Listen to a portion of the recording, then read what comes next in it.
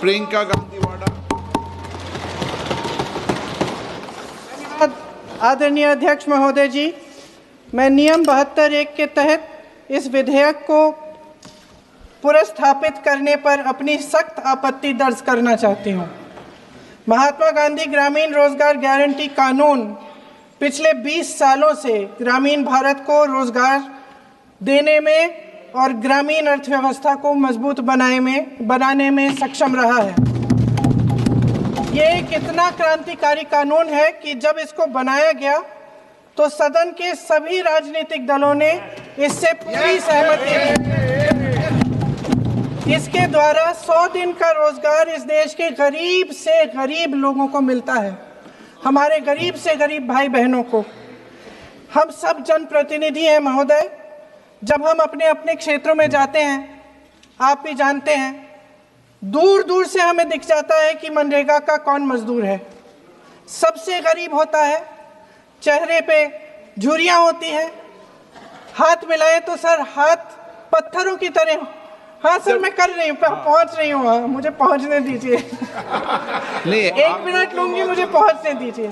Sir उनके हाथ पत्थरों की तरह कठोर होते हैं क्योंकि इतनी मजदूरी करते हैं। तो सर मेरा जो इस बिल पर ऑब्जेक्शन है, सर ये जो कानून है इसके तहत हमारे गरीब भाई बहनों को जो रोजगार की कानूनी गारंटी मिलती है, जो अधिकार मिलता है, वह इस योजना में मांग के आधार पर संचालित होता है। मतलब जहां जहां रोजगार की मांग है वहां इस योजना द्वारा 100 दिनों का रोजगार अनिवार्य है, देना अनिवार्य है। इसके साथ साथ केंद्र से इसके लिए जो पूंजी जाती है वो भी मांग पर आधारित होती है। यानी कि इस योजना के लिए जितने पैसे जहां भेजने हैं, कितने भेजने हैं, वह जमीनी परिस्थितियों पर आधारित होता है और मांग के आधार पर निर्धारित होता है। सर इस विधेयक की अनुसूची 1 में उपनियम 4(1) और 4(2) द्वारा केंद्र को इजाजत दी गई है कि वह पहले से ही निर्धारित कर लें कि कितनी पूंजी कहां भेजी जाएगी। इससे संविधान के 73वें संविधान संशोधन को नजरअंदाज किया जा रहा है। सर महोदय, इसके जरिए ग्राम सभाओं को इस योजना की मांग की जमीनी परिस्थितियों के आधार पर तय करने का पूरा अधिकार दिया जाता था। आज वो अधिकार कमजोर किया जा रहा है। सर आखिर बात है, 1 मिनट, जब आप इस पे पूरी डिटेल चर्चा हो तो आप डिटेल बोलना। इस पे आपकी पार्टी शुरुआत है सर, अभी शुरुआत है। सर जो हमारे संविधान की जो मूल भावना है कि हर एक व्यक्ति के हाथों में शक्ति होनी चाहिए, वही मूल भावना पंचायती राज में है और उस मूल भावना के विरोध है ये जो अधिनियम जो ये विधेयक आ रहा है। सर इस विधेयक के जो प्रबंधन है, जिससे रोजगार का जो अधिकार है, कानूनी अधिकार है, वो कमजोर हो रहा है, वो हमारे संविधान के विपरीत है। सर ये हमारे इसी सदन ने ये कानून बनाया और इसी सदन ने ये अधिकार जनता को दिया है।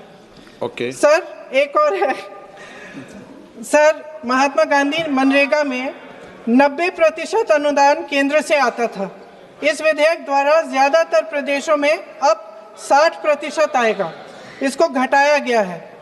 ओके।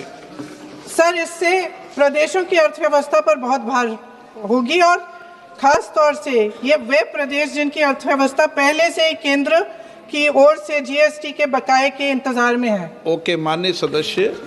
हो गया सर इस विधेयक द्वारा केंद्र का नियंत्रण बढ़ाया जा रहा है और जिम्मेदारी घटाई जा रही है। सर जो 100 दिन का अधिकार आपने 125 करने की बात की है, लेकिन इसमें वेतन की बढ़ोतरी, आपकी जो मजदूरी की बढ़ोतरी है, इसकी कोई बात नहीं है। माननीय सदस्यों, सर ये सही बात है कि अभी तक जो बकाया है वो ही पूरा नहीं हुआ है। माननीय सदस्य गणों, मैं आपसे सर आखिरी बात ये है सर कि हर योजना का नाम बदलने की जो सनक है ये समझ में नहीं आती है।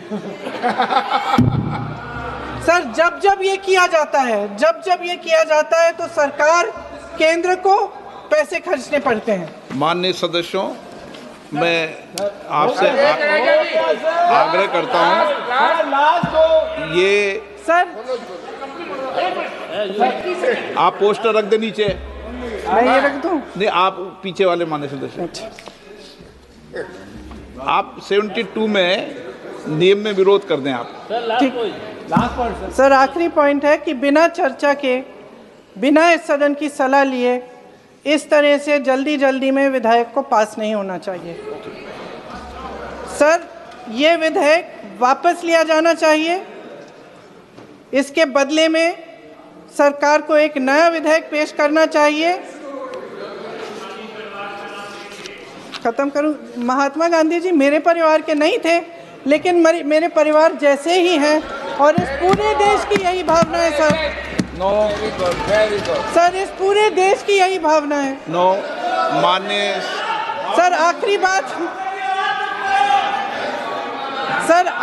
बात यह है कि गहन जांच पड़ताल और व्यापक चर्चा के लिए इसे कम से कम स्थायी समिति के पास भेजा जाना चाहिए और कोई विधायक किसी की निजी महत्वाकांक्षा, सनक और पूर्वाग्रहों के आधार पर न तो पेश होना चाहिए और न ही पास होना चाहिए। धन्यवाद। माननीय मंत्री जी।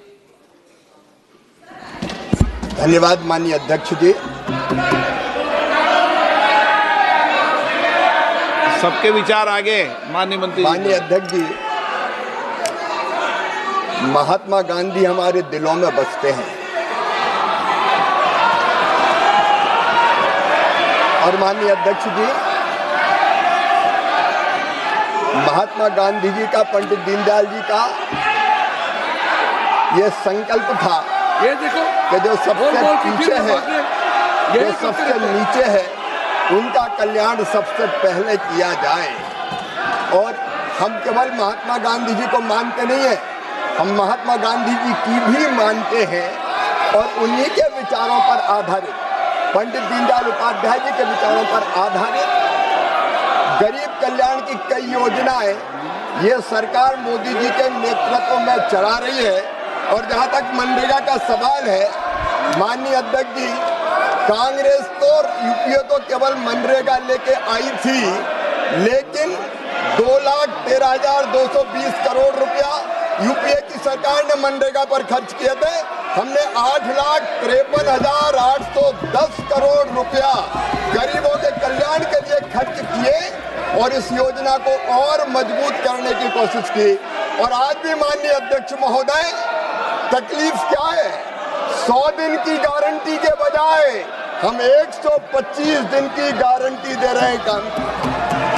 125 दिन की गारंटी देने का काम कर रहे हैं और केवल ये गारंटी कोरी नहीं है माननीय अध्यक्ष महोदय, उसके लिए 1,51,282 करोड़ से ज्यादा रुपए की राशि का प्रावधान किया गया है। माननीय अध्यक्ष महोदय, इसके पहले कई रोजगार की योजना आई। एक योजना का नाम था जवाहर रोजगार योजना, बाद में कांग्रेस ने जवाहर रोजगार योजना का नाम बदल दिया। तो क्या पंडित जवाहरलाल नेहरू जी का अपमान हो गया? माननीय अध्यक्ष महोदय, हमारा संकल्प है गरीब का कल्याण और इसमें उसी संकल्प को पूरा करने का हमने प्रयत्न किया है। न केवल गरीब का कल्याण बल्कि उसके साथ गांव का संपूर्ण विकास, जो महात्मा गांधी कहते थे, एक स्वयंपूर्ण गांव, एक स्वावलंबी गांव, एक विकसित गांव का निर्माण, इसका प्रावधान इसमें किया गया है। और केवल प्रावधान नहीं, माननीय अध्यक्ष महोदय, हमारी केंद्र सरकार इस पर 95,000 करोड़ से रुपए से ज्यादा की राशि अभी खर्च करने का काम करेगी। और हमने ये भी तय किया है माननीय अध्यक्ष महोदय, ये गरीबों के कल्याण के लिए। कई बार बजट का असामान्य वितरण होता है, समान वितरण नहीं होता। कई पंचायतें विकास में पीछे रह जाती है और इसलिए इसमें पंचायत का ग्रेडेशन करके जो अविकसित पंचायत है, कम विकसित पंचायत है, उनको ज्यादा काम देने का प्रावधान भी किया है।